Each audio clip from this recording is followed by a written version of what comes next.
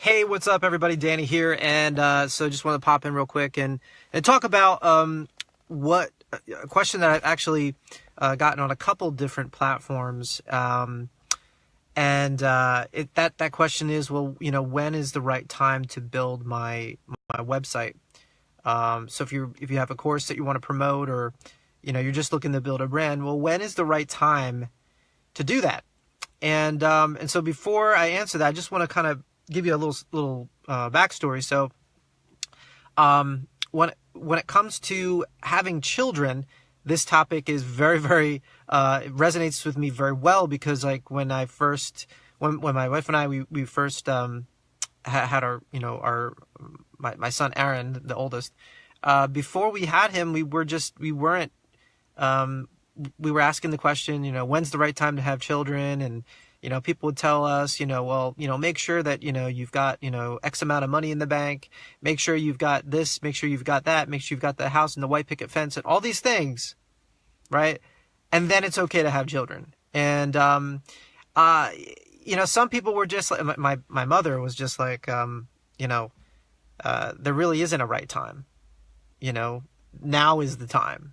And she gave that valuable feedback, based off of experience. And, I think a lot of times what we think about, when is the right time to do anything. Now, obviously, if you're going to have children, you want to be able to provide for them. You want to have, a job and things like that. And so there are some things that you need to have in place. But, if you always keep setting the bar higher, before you're going to do something, it's a form of procrastination, to really try to achieve that goal, or whatever it is that you're trying to, that objective that you're trying to accomplish. And so when it comes to building a website for your course, it resonated with me. This story resonated with me because it's exactly the same thing. Like when I first created my first website, I installed WordPress, and then I was like, you know what? I'll just wait until I've got a following. I'll wait until I've got people following me, and I've got an audience. I've got a list, and I've got all these things, and then I'll start my website. So the answer, I wish it was cut and dry, really is, now is the right time. And it doesn't matter whether or not you have a Facebook group and you have a following, or if you have an email list or anything like that. It matters that you start making the small decisions to start branding yourself today. So if it means that you're engaging in social media, hopefully you're doing that. If you have a course that you're looking to create, hopefully you're engaging on social media. Otherwise, you're going to have a hard time when it comes to, creating that buzz and awareness when you have a website that you want to share with people. So, if you don't have an email list, that's totally fine. Because there are other ways to communicate with an audience. Joining in Facebook groups, setting up your own Facebook group, going on Quora. Quora is a nice site that you can go on to answer questions that people are asking the public, and it's a way to establish yourself as a brand for when other people look at those questions and those feedback, and they're going to read your feedback. And if you put a link to your site, your website, you can drive traffic to your website. All right. And so why do you want to do all that? Well, because when you own a platform such as a website, you control the message. You control 100% of the content and the message and the communication. You don't do that on Facebook necessarily. Like, the way that Facebook works and the way their algorithm changes all the time, like there may be people that, are in this group that never see this video. Maybe it's because they have notifications turned off or whatever it might be. But there is going to be a huge chunk of people that just don't see it. Whether or not they join this group with the intention of building an online course or a website or anything like that. But, when with an email list, I have the ability to, and this is a good example with online course creation, is that, when WordPress Made Easy was published, I was able to send out coupon codes. Not only did I put it here in the group, but I also sent those coupon codes out to my email list as well, and got a couple people that signed up from that as well. So it is an additional email list is definitely the primary goal and target for anyone looking to build a personal brand, or, you know, digital products or anything like that, is to really build that email list. Now, you don't have to have a website to do that. Some people think you have to have, like, you know, a fancy website with, you know, a blog and all this content. You don't have to do that. In fact, you can use a service like Lead Pages, you know, where you pay per month to set up a landing page. If you don't have, you know, coding skills, and do it that way. But there's a ton of landing page builders out there, and you can Google some that maybe will give you some free tiered options to do that. And what you do is just have a landing page. Like, I use ConvertKit for my email service provider, and they offer a landing page as a built-in component to lead generation and creating a web page that you can give a free download to your audience. So you don't even need to have a website to build that email list. You do need to have an email service provider. And so, you know, there are a lot of them out there, such as MailChimp. I love and use ConvertKit. That's just me, because it's just very clean and easy to use. I have some videos if you're interested in checking those out on my YouTube channel on ConvertKit.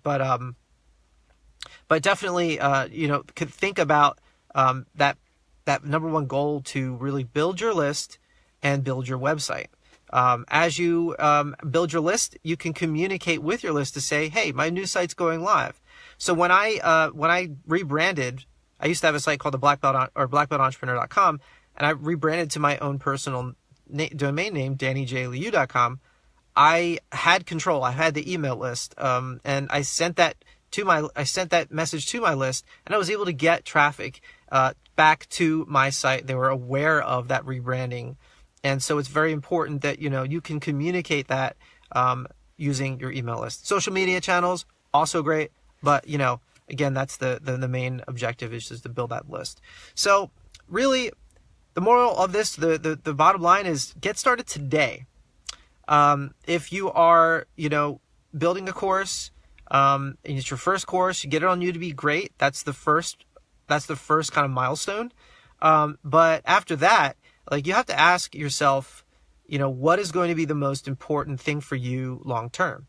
And I think for me, I already know what that is, and that is really to 10x my list and start building it more intentionally. And so what I mean by that, well, people just don't find your landing page by it just sitting out there on the internet, especially when you have a brand new site up. That's not the way it works.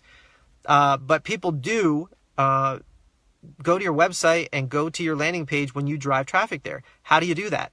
Well, there's paid options and there's free options.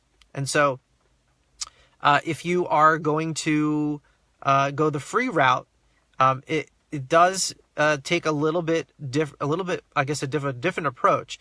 But there is something called Kindle publishing, and I've talked about this before. I used to be a big niche Kindle publisher, but I've since stepped back to really focus on building my brand. And so when it comes to publishing books for your personal brand, if you have a course that you're going to be teaching, then you could essentially create like an ebook that would target those people that you're focusing on for your course, and give them a little bit of a free book or whatnot, and put it on the Kindle platform. And then you could have a link to your landing page, a link to your website, where you would send them to get their email address. So you're offering a book, low cost or free. That's not the money. You're not focused on generating a lot of money from the book, but you're using that as a free lead generation tool. And so, why is that important? It's important because when you go on Kindle, that's a marketplace. There are like hundreds of thousands, or I don't even know what the number is, but there's a lot of people with their credit card already stored in there. And when they go to Amazon, they're looking to get something, and when they go to Kindle, they're looking to get a book. And they're going to Kindle and they're searching for your topic, and they find it, then you're golden. Especially if it's for free, they can download the book, and if they actually do go through it and they hit your website, you're not paying for that. That promotion Amazon is doing for you. Now, that's one way to do it. The other way to do it is paid advertisement. So Facebook ads is a great example. You could create Facebook ads for, first you create a page, Facebook fan page, or, and then you create posts, and you can boost those posts, or you can create ads for your lead generation, focused on lead generation, not direct sales. That's one thing a lot of people get tripped up on, is they think they've got to promote their product on direct to the checkout cart on Facebook ads, and then they say Facebook ads don't work. Well, the truth is, and I've done this with niche brands, and I'm going to be doing more of it with my personal brand, is to create ads that are focused on lead generation only. So offering a free download, offering like I've WordPress Made Easy. I'm going to be WordPress Made Easy is the Udemy course, but I have a free download on my homepage. You can check it out and see what I'm talking about, which is at DannyJLiu.com. And on my homepage, I have an opt-in form for people who are interested in building a WordPress site that converts. And so that is going to give them a free download if they give me an email address. So in addition, what you can do is a webinar. So if you have a course that you're going to be selling, you can create a webinar opt-in. So people who are going to be interested in attending a webinar that you're going to hold, you can create your landing page for your webinar and direct people to that so that they can opt in. You can give them that ton of value in the webinar. And then based off of that, you can either pitch them or not pitch them. Now, if you're not comfortable with pitching, that's just a natural part of it. Like when you're just getting started, everybody's not comfortable with pitching products and services. But there are some that actually are, and those are the people who are salespeople, traditional salespeople. But not most of the population, that I've worked with, and the people that I've seen enter the online space, that's not our primary strength. But as you get more comfortable with it, then you can start to pitch, soft pitch and hard pitch.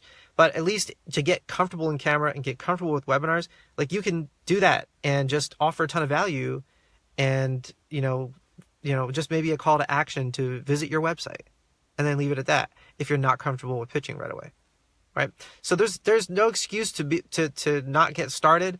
And I would love to hear what you think.